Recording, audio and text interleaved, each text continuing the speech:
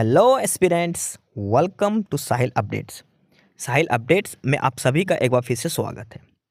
Aspirants, साहिल updates के इस platform पर आपको लेटेस्ट जॉब अपडेट्स मिलेंगी और जो जो अब वैकेंसीज चल रही हैं उनके बारे में आपको सारी जानकारी दी जाएगी।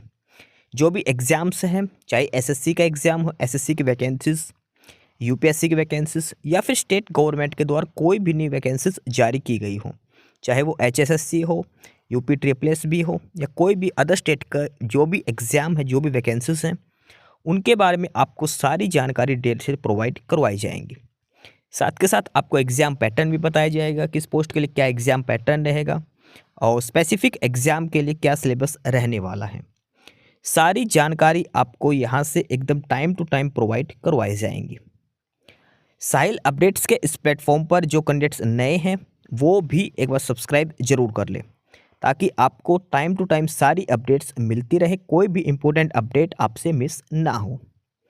तो चलिए आज स्टार्ट करते हैं आज के इस वीडियो को, देखते हैं कि आज आपके लिए क्या कुछ न्यू है इस वीडियो के लिए। एस्पायरेंट्स, मिनिस्ट्री ऑफ डिफेंस और ये है DGAFMS, यानी कि ये है directorate general of armed forces medical services, यानी कि इंडियन आर्मी के अंदर है ये directorate general of armed forces medical service DGAFMS। और यहाँ पर कुछ वैकेंसीज आए हैं group C civilian post. Group C की सिविलियन वैकेंसीज हैं जिनके लिए नोटिफिकेशन जारी किया गया है। DGAFMS director general of armed forces medical services, armed forces medical services, और इनकी तरफ से सिविलियन पोस्ट ग्रुप सी की कुछ वैकेंसीज जारी की गई है और ये उसी के रिगार्डिंग ये ऑफिशियल नोटिफिकेशन है जिसको हम डिटेल में चेक करेंगे कि कौन कौन सी वैकेंसीज दी गई हैं, कब से कब तक ऑनलाइन अप्लाई करना है, सिलेक्शन प्रोसीजर क्या रहेगा, एग्ज़ाम कैसे होगा, सारी चीज़ें हम इसमें डिटेल में चेक करने वाले हैं। Director general of armed forces medical services DGAFM। सबसे पहले बात करते हैं इसमें ऑनलाइन रजिस्ट्रेशन की। तो ऑनलाइन रजिस्ट्रेशन जो स्टार्ट है वो 7 जनवरी से स्टार्ट होगा। 7 जनवरी 2025 से ऑनलाइन रजिस्ट्रेशन स्टार्ट हो जाएगा ग्रुप सी की जो सारी पोस्टें हैं सिविलियन पोस्ट उनके लिए। 7 जनवरी से ऑनलाइन रजिस्ट्रेशन स्टार्ट होगा और लास्ट डेट रहेगी 6 फरवरी। 6 फरवरी 2025 इसकी लास्ट डेट रहेगी। 7 जनवरी से लेकर 6 फरवरी तक आप ऑनलाइन अप्लाई कर सकते हो इन सभी ग्रुप सी की वैकेंसीज के लिए। और इसके लिए ये ऑफिशियल लिंक है जो इन्होंने दिया है DGAFMS24.onlineapplicationform.org। इस ऑफिशियल लिंक के थ्रू आप अप्लाई कर सकते हैं। डिस्क्रिप्शन बॉक्स में ये आपको लिंक प्रोवाइड करवा दिया जाएगा जहां से जाकर आप ऑनलाइन अप्लाई कर सकते हैं। ऑनलाइन रजिस्ट्रेशन 7 जनवरी से स्टार्ट है, लास्ट डेट 6 फरवरी रहेगी। 7 जनवरी टू 6 फरवरी तक आप अप्लाई कर सकते हैं ग्रुप सी की सारी पोस्टें DGAFMS के लिए। अब हम डिटेल में चेक करते हैं कौन कौन सी पोस्टें हैं, क्या वैकेंसीज रहने वाली हैं। यहाँ पर जो डिटेल्स दी गई हैं वो है नेम ऑफ द पोस्ट, उसके बाद पे मैट्रिक्स लेवल यानी कि किस पे लेवल की पोस्ट हैं, उसके बाद नंबर ऑफ़ वैकेंसीज दी गई हैं। और ये नंबर जो वैकेंसीज हैं ये अलग अलग कैटेगरी के हिसाब से दी गई हैं। SC कैटेगरी के लिए कितनी है, ST के लिए कितनी वैकेंसीज हैं, OBC कैटेगरी के लिए कितनी वैकेंसीज है, WSC और UR कैटेगरी की। इसके अलावा एक सर्विसमैन और हैंडीकैप कोटा का हॉरिजॉन्टल रिजर्वेशन भी यहाँ पर दिखाया गया है।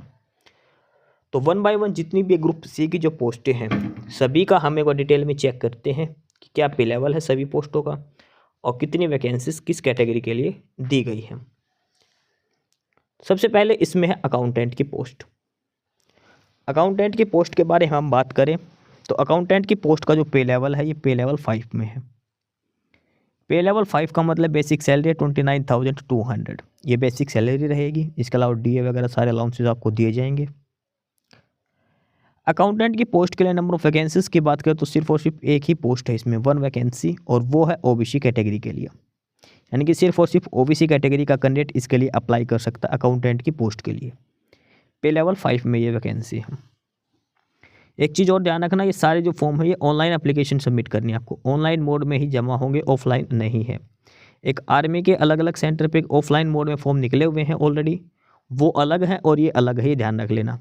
ठीक है, वो इंडियन आर्मी के हैं और ये आर्म्ड फोर्स मेडिकल सर्विसेज की तरफ से हैं। दोनों अलग अलग है। इंडियन आर्मी के जो ऑफलाइन मोड में है वो एक अलग फॉर्म, ध्यान रखना। वहाँ भी ग्रुप सी की, डी की सारी वैकेंसी, ग्रुप सी की कुछ पोस्टें निकली हुई है, तो वो चीज़ आप ध्यान में रखना है। दोनों अलग अलग हैं, कन्फ्यूज़ नहीं होना है इनमें। उसके बाद अगली जो पोस्ट है वो है स्टेनोग्राफर ग्रेड 2 के लिए। स्टेनोग्राफर ग्रेड 2, स्टेनोग्राफर ग्रेड 2 की हम बात करते हैं, ये है पे लेवल 4 में।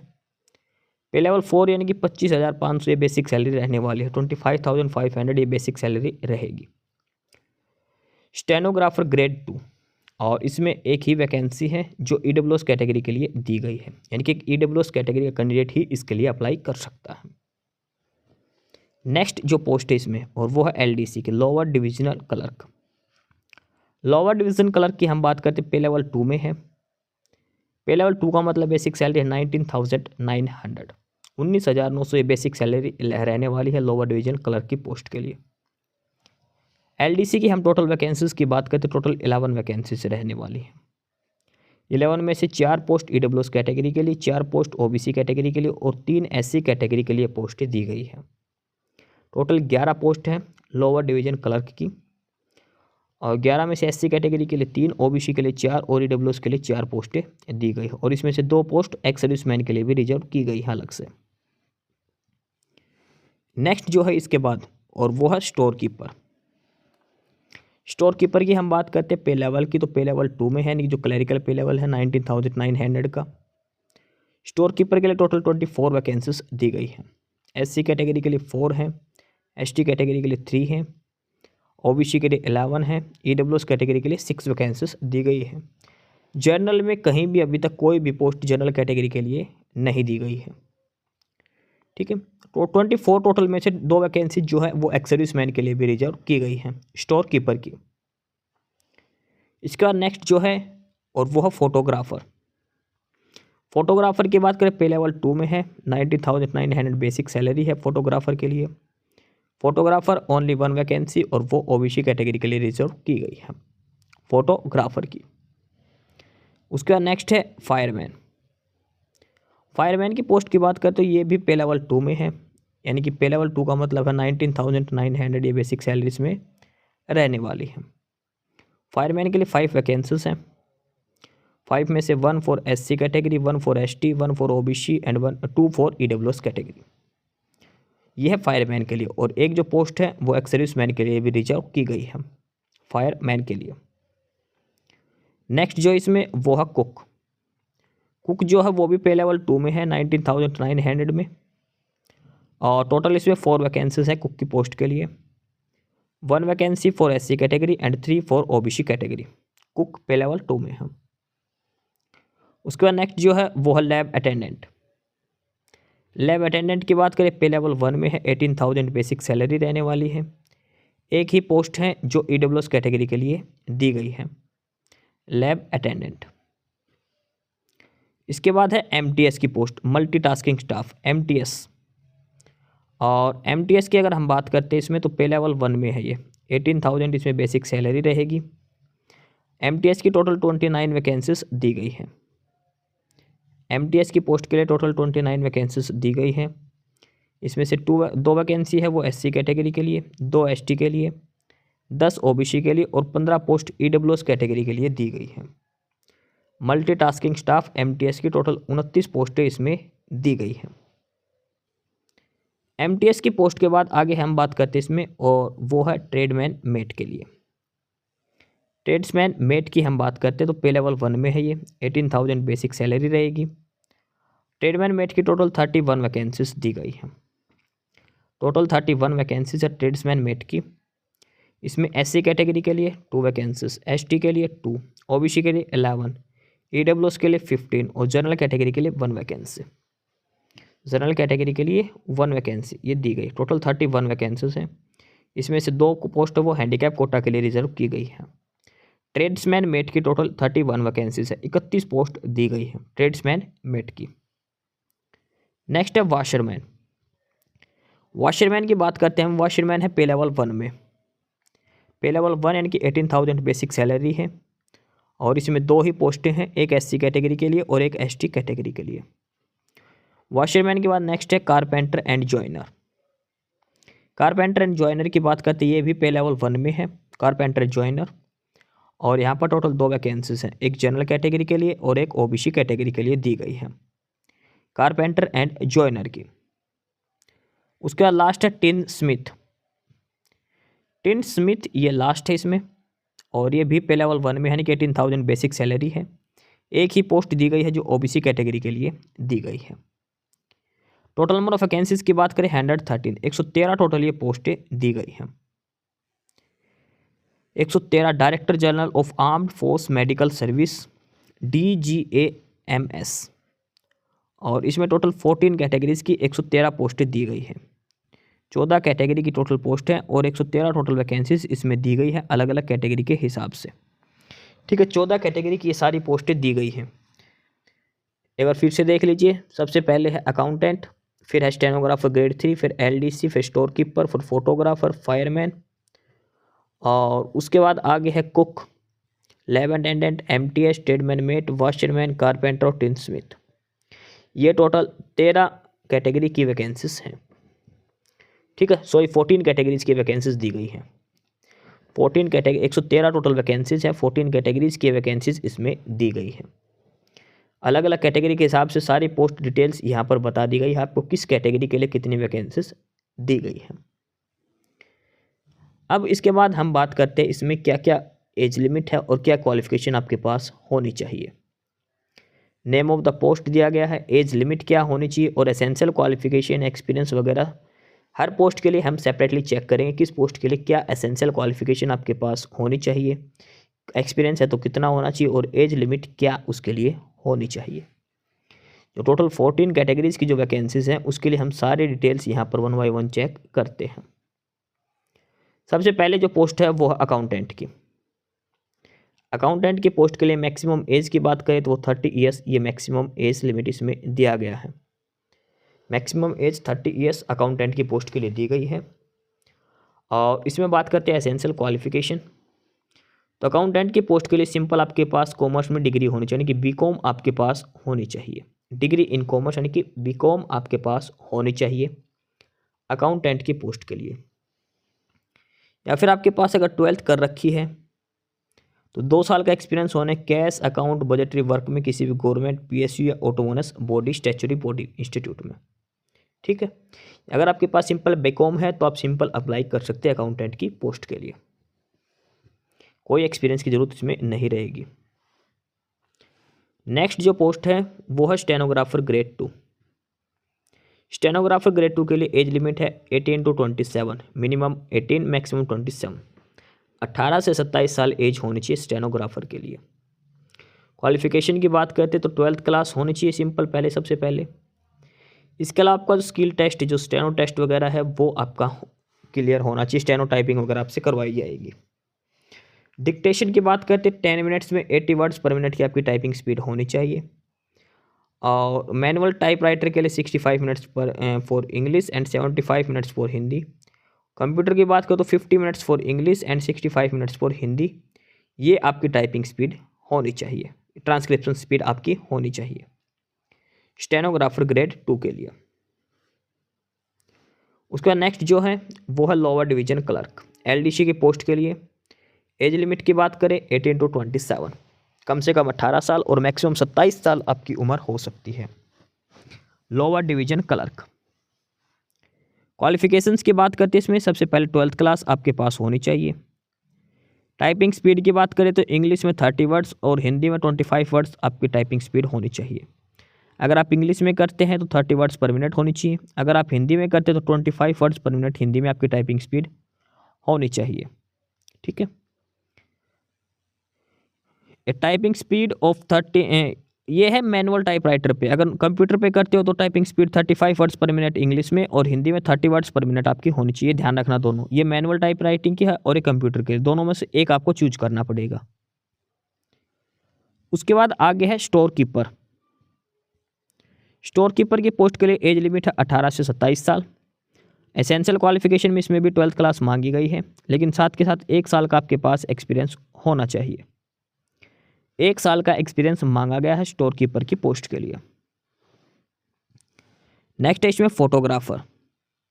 फोटोग्राफर एज लिमिट वही 18 से 27 साल। एसेंशियल क्वालिफिकेशंस की बात करें 12th क्लास, साथ में आपके पास डिप्लोमा होना चाहिए फोटोग्राफी का। 12th class plus diploma in photography आपके पास होनी चाहिए। डिज़ायरेबल में मांगा गया 3 ईयर्स एक्सपीरियंस आपके पास होना चाहिए, तो वो मैंडेटरी नहीं है। अगर आपके पास डिज़ायरेबल कंडीशंस फुलफिल नहीं होते, अगर आपके पास एक्सपीरियंस नहीं है तो भी आप अप्लाई कर सकते हो, लेकिन जो एसेंशियल क्वालिफिकेशंस दे रखी है ये कंप्लीट होना ज़रूरी है, ये ध्यान रखना आप। एसेंशियल क्वालिफिकेशंस का होना ज़रूरी है। इसके बाद नेक्स्ट जो पोस्ट है और वो है फायरमैन। फायरमैन की पोस्ट के लिए एज लिमिट है 18 to 25, कम से कम 18 साल, मैक्सिमम 25 साल आपकी हो सकती है। एसेंशियल क्वालिफिकेशन में सिंपल मैट्रिक आपसे मांगी गई है, 10th क्लास पास आउट होना जरूरी है। इसके अलावा physical fitness, height 165 centimetre male candidates के लिए और 155 फीमेल के लिए हाइट होना जरूरी है। 165 for male and 155 centimetre for female, ये हाइट होना जरूरी है। इसके अलावा वेट की बात करें तो 50 किलो मिनिमम मेल के लिए और 43 फीमेल के लिए वेट होना चाहिए। चेस्ट की बात करें तो 81.5 विदाउट एक्सपेंशन और 85 सेंटीमीटर विद एक्सपेंशन होना चाहिए। आई साइट 6/6 आपका होना चाहिए। इसके बाद आपका एक एंड्योरेंस टेस्ट भी लिया जाएगा, physical endurance test. Carrying a man fireman lift of 63.5 kilogram to a distance of 183 metre within 96 second, clearing 2.7 metre wide ditch, landing on both feet, climbing 3 metre vertical rope using hands and feet. ये आपका endurance test में 3 test आपसे connect करवाए जाएंगे। ठीक है, ये सारा कुछ है फायरमैन की पोस्ट के लिए। इसके अलावा इसमें टेक्निकल भी दिया गया है, और टेक्निकल में है कि must have undergone training in fire fighting under state firing service और a government recognised institute not less than 30 working days, must be convergent with the use and the maintenance of all type extinguisher, house fittings and fire appliances and equipments like fire engine, trailer, fire pumps and foam branches. ये सारी details इसमें दी गई हैं। Desirable में भी licence वगैरह मांगा गया है। फायरमैन की पोस्ट के लिए काफ़ी सारी डिटेल्स इसमें मांगी गई है। आप सारी चीज़ एक बार अच्छे से पढ़ लेना फायरमैन की पोस्ट में अप्लाई करने से पहले। उसके बाद नेक्स्ट है कुक, और कुक के लिए 18 से 25 साल एज लिमिट है, कम से कम 18, अधिकतम 25 साल। इसमें 10th क्लास मांगी गई है, साथ में आपका प्रोफिशिएंसी यानी कि कुक में आपको ट्रेड प्रोफिशिएंसी होनी चाहिए। नेक्स्ट है लैब अटेंडेंट। एज लिमिट की बात करें 18 to 27 ईयर्स एज लिमिट है। लैब अटेंडेंट के लिए 10th क्लास में एक साइंस सब्जेक्ट होना चाहिए, और साथ में preferably should have work in laboratory और chemical drug factory for 1 year. उसके बाद नेक्स्ट है MTS multitasking staff. Age limit है 18 to 25, मिनिमम 18 मैक्सिमम 25, और इसमें सिंपल 10th क्लास इसमें मांगी गई है। MTS की पोस्ट के लिए सिंपल 10th क्लास इसमें मांगी गई है। ठीक है, सिंपल मैट्रिकुलेशन इसमें मांगी गई है MTS की पोस्ट के लिए। Next tradesman met. Tradesman met के लिए 18 से 25 साल एज लिमिट है, और इसके लिए आपके पास 10th क्लास होनी चाहिए।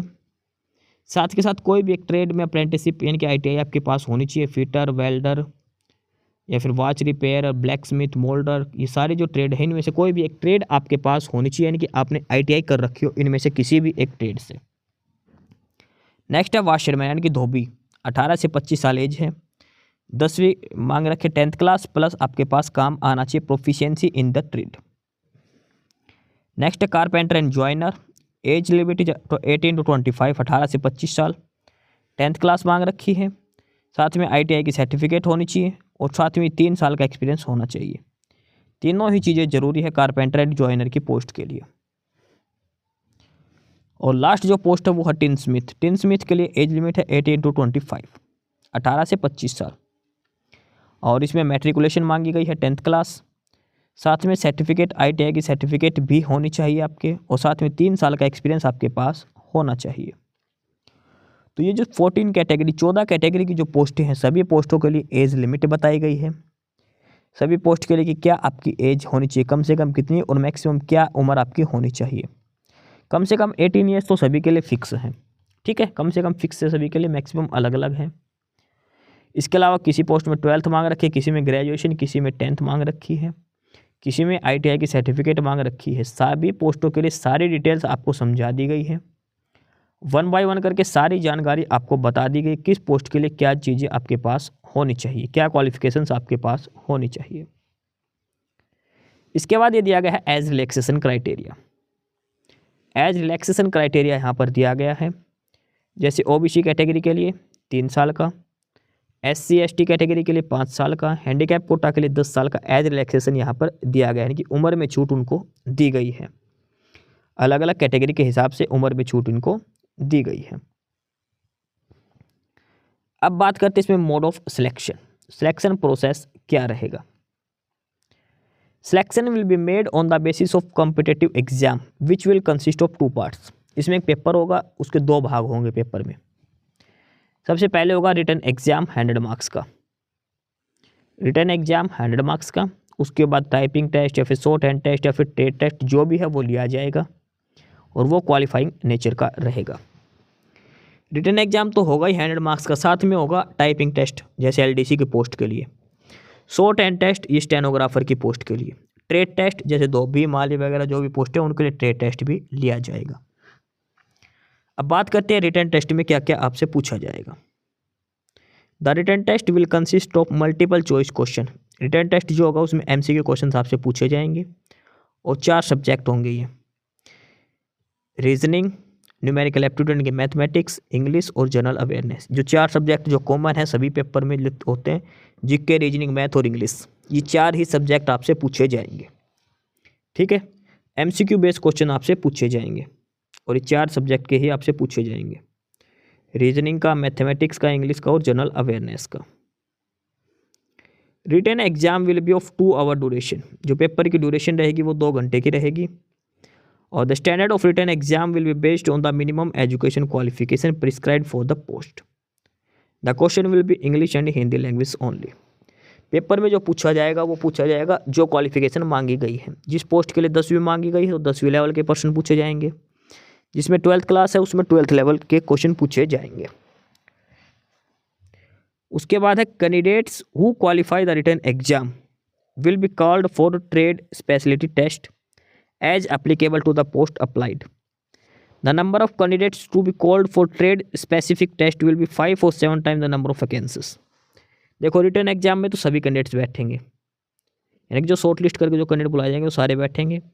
उसका जो नंबर ऑफ वैकेंसीज है उसके 7 गुना 5 से 7 गुना बच्चों को बुलाया जाएगा ट्रेड टेस्ट के लिए। जिस पोस्ट के लिए ट्रेड टेस्ट होगा उसके लिए, जहाँ पर टाइपिंग टेस्ट है वहाँ पर टाइपिंग टेस्ट होगा, स्टेनोग्राफर की पोस्ट के लिए जो शॉर्ट हैंड टेस्ट है उसके लिए, ठीक है, वहाँ पर 5 से लेकर 7 गुना बच्चे बुलाए जाएंगे दूसरे पेपर के लिए, जो टाइपिंग टेस्ट है, जो स्किल टेस्ट जो भी है उसके लिए। ये सारी डिटेल्स इसमें दी गई है। उसके अलावा जनरल इंस्ट्रक्शंस भी दी गई हैं। Selected candidates will be subjected to all India service liability. All over India में कहीं भी आपसे सर्विस हो सकती है। और आगे इसमें दिया है कि जो भी कैंडिडेट है SC ST OBC EWS का, उनके पास अपने डॉक्यूमेंट्स वगैरह सारे होने चाहिए जिस दिन आपका ट्रेड टेस्ट हो तब तक के लिए। ठीक है, इनकम्प्लीट एप्लीकेशन है वो रिजेक्ट होनी ही है और कोई TATA वगैरह नहीं दिया जाएगा। इसके बाद सबसे इम्पोर्टेंट चीज़ जो इसमें लिख रखी है और वो है रिटन एग्ज़ाम के बारे में। The written exam is tentatively scheduled to be held in the month of February और March 2025। जो रिटन एग्ज़ाम जो होगा वो फरवरी और मार्च 2025 में लिया जाएगा, यानी कि अगले 2 महीने में आपका रिटन एग्ज़ाम है वो कंडक्ट करवा लिया जाएगा। फरवरी और मार्च 2025 में रिटन एग्ज़ाम कंडक्ट करवा लिया जाएगा। ठीक है, ये चीज़ इसमें सबसे इम्पोर्टेंट दी गई है। और उसके बाद इसमें जो दिया गया है कि in case the number of candidate is more and it is not possible to accommodate in the preferred choice of centre of exam then they will be accommodated to the nearest exam center. Efforts will be made to accommodate these candidates who will be appearing for both 12th and 10th level examination in the same center of examination. इसमें कहा है कि जो post 12th और 10th level पर है, जिस candidate ने दोनों ही भरी है, तो कोशिश ये रहेगी कि उन सभी कैंडिडेट्स का एक ही एग्ज़ाम सेंटर रखा जाए। 10th वालों का एग्ज़ाम अलग होगा, 12th की पोस्ट का एग्ज़ाम अलग होगा, तो कोशिश ये रहेगी कि एक ही एग्ज़ाम सेंटर उनका रखा जाए सभी पोस्टों के लिए, जो कॉमन कैंडिडेट है उनके लिए। बाकी क्वेरी के लिए टोल फ्री नंबर इन्होंने जारी कर रखे, कोई भी क्वेरी हो तो आप यहाँ पे कॉल करके पूछ सकते हैं। और ये ऑफिशियल वेबसाइट है जहाँ से आपको अप्लाई करना है। DGAFMS directorate general of armed force medical service 24 online application form .org। इस ऑफिशियल वेबसाइट से ही आपको अप्लाई करना है। डिस्क्रिप्शन बॉक्स में आपको ये लिंक प्रोवाइड करवा दिया जाएगा। तो ये है ऑफिशियल नोटिफिकेशन।